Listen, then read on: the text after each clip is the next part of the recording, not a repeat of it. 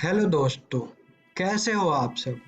आप सब ने पिछले भाग के प्रश्न बनाए या नहीं बनाए, बना ही लिए होंगे। तो आइए आज हम फिर संख्याओं के साथ खेलते हैं। आप सबको इस खेल में मजा तो आ रहा है ना। तो हम आज इस भाग में पढ़ेंगे कि एलसीएम क्या होती है और एलसीएम और एचसीएफ में संबंध क्या होते हैं और संख्याओं के विभाज्यता की जांच। तो आइए हम सबसे पहले एलसीएम को समझते हैं। तो एलसीएम को समझने के लिए हमारे पास 3 विधि हैं। पहली विधि का नाम है गुणज विधि। इस विधि में हम क्या करते हैं, गुणज निकाल के एलसीएम को निकालते हैं। तो हम एक उदाहरण ले लेते हैं कि 3 और 4 का हमें एलसीएम निकालना है। तो हम क्या करेंगे, 3 के गुणज लिखेंगे। तो वो कौन कौन से हैं, 3, 6, 9, 12, 15, 18 इत्यादि। फिर 4 के लिखेंगे।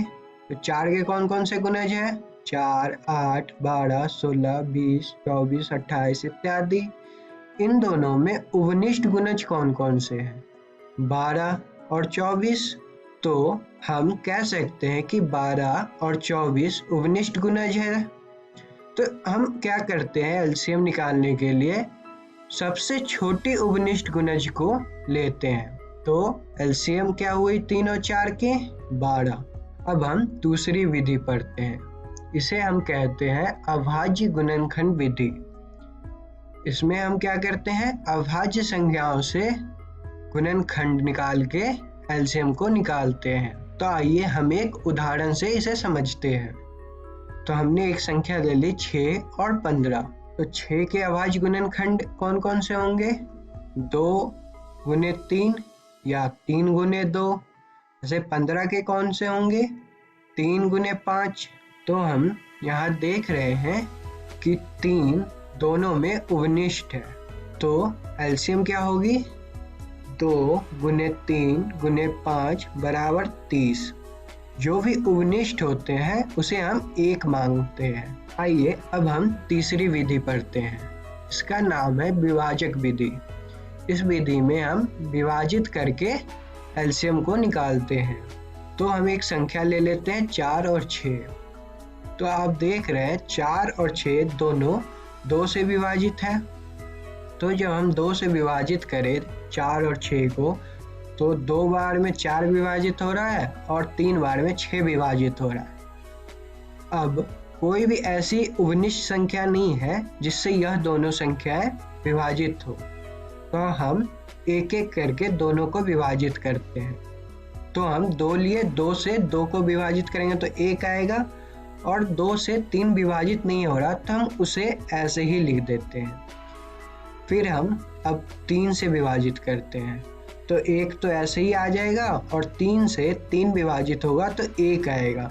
तो एलसीएम क्या होगी, 2 गुने 2 गुने 3 बराबर 12। तो 12 हमारा एलसीएम हुआ। तो आप लोगों को एलसीएम समझ में आ गई। आइए अब हम देखते हैं एलसीएम और एचसीएफ में क्या संबंध है। तो इसे भी समझने के लिए हमने 2 संख्याएं ले ली हैं, 18 और 54। तो इनके एलसीएम क्या होगी 18 और एचसीएफ क्या होगी 54। अगर दोनों को गुना कर दें क्या होगी 972। इसी तरह हम 18 और 54 को भी गुना करें तो 972 होगी। तो इसे हम क्या समझे कि हम संख्याओं को गुना करें या उनकी एलसीएम और एचसीएफ को गुना करें तो दोनों बराबर होती हैं। तो आइए अब हम समझते हैं संख्याओं के विभाज्यता की जांच क्या होती है। तो इसमें हम यह देखेंगे कि संख्या किससे विभाजित हो रही है या किससे नहीं। तो सबसे पहले हम देखते हैं कि 2 से कौन कौन सी संख्या विभाजित होगी। वो संख्याएं विभाजित होगी 2 से जिनकी इकाई के अंक या तो 0, 2, 4, 6 या 8 हो, जैसे 10, 12, 14, 16 और 18। इन सब की इकाई की अंक कौन कौन से है, 0, 2, 4, 6 और 8। ये संख्याएं 2 से विभाजित होगी। आइए अब हम देखते हैं कि 3 से कौन सी संख्या विभाजित होगी। तो यह वह संख्याएं होगी जिनके अंकों का योग या तो 3 हो या 3 से विभाजित हो, जैसे 12, 15, 18 इत्यादि। 1 जोड़ 2 3 हो रहे हैं, तो 3 3 से विभाजित है, तो यह 3 से विभाजित होगी। ऐसे ही 1 जोड़ 5 6 होते हैं और 6 3 से विभाजित होती है, तो 15 3 से विभाजित है। आइए अब हम देखते हैं कि 4 से कौन सी संख्या विभाजित होगी। तो यह वह संख्याएं होगी जिनकी अंतिम 2 अंकों से बनी संख्या 4 से विभाजित हो रही हो, जैसे 200, 12, 700 इत्यादि। तो आप देख रहे हैं कि अंतिम 2 अंकों से बनी संख्याएं 4 से विभाजित हो रही, जैसे 12 4 से विभाजित होता है, 16 भी 4 से विभाजित होता है और 0 भी 4 से विभाजित हो रहे हैं। तो यह सारी संख्याएं 4 से विभाजित होगी। अब हम देखते हैं कि 5 से कौन सी संख्या विभाजित होगी। यह वह संख्याएं होगी जिनकी इकाई का अंक या तो 0 हो या 5 हो, जैसे 10, 15, 420, 710 इत्यादि। तो इन सभी के इकाई का अंक क्या है, या तो 0 है या 5 है। तो आइए अब हम देखते हैं 6 से कौन सी संख्या विभाजित होगी। यह वह संख्याएं होगी जो या तो 2 से भी विभाजित हो और 3 से भी विभाजित हो, तब ये 6 से विभाजित होगी, जैसे 54, 18 इत्यादि। आइए अब हम देखते हैं कि 8 से कौन सी संख्या विभाजित होगी। यह वह संख्याएं होगी जिनके अंतिम 3 अंकों से बनी संख्याएं 8 से विभाजित हो रही हो, जैसे 2416, 1104 और 1000 इत्यादि। तो आप देख रहे हैं ये तीनों संख्याएं 8 से विभाजित हो रही है। 0 भी जो अंतिम 3 अंक है 1000, उनके तीनों 0 है अंत में, वह भी 8 से विभाजित होगी। तो यह सारी संख्याएं 8 से विभाजित होगी। अब हम देखते हैं 9 से कौन कौन सी संख्या विभाजित होगी।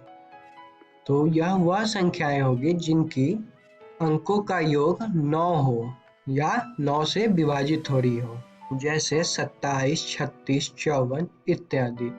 तो 2 जोड़ 7 बराबर 9 या 3 जोड़ 6 बराबर 9 हो रहे हैं, तो यह संख्या 9 से विभाजित हो रही है। ऐसे ही अब हम 10 का देखते हैं। तो 10 से कौन कौन सी संख्या विभाजित होगी, जिसकी इकाई का अंक 0 हो, जैसे 10, 20, 30, 50, 110 सब की इकाई के अंक 0 है। आइए अब हम देखते हैं 11 से कौन सी संख्या विभाजित होगी। तो किसी संख्या से सभी सम स्थानों वाली संख्याओं का योग तथा विषम स्थानों वाली संख्याओं का अंतर 0 हो या 11 से विभाजित हो रही हो, तो वह संख्या 11 से विभाजित होगी, जैसे 121, 143, 10,813 इत्यादि।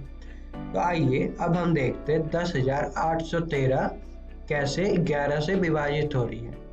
तो हमने सम स्थानों वाली संख्याओं को जोड़ा, तो 1 जोड़ 8 जोड़ 3 12 हो रहे हैं, और विषम स्थानों वाली संख्याओं को जोड़ रहे हैं। 0 जोड़ 1 बराबर 1 हो रहा है, और 12 में से 1 घटाए तो 11 हो रहा है, और 11 11 से विभाजित है, तो यह संख्या 11 से विभाजित हो रही है। तो हमने इस वीडियो में क्या क्या सीखा। एलसीएम क्या होती है, एलसीएम और एचसीएफ में संबंध क्या होते हैं, और संख्याओं के विभाज्यता की जांच। हम अगले वीडियो में प्रैक्टिस क्वेश्चन करेंगे।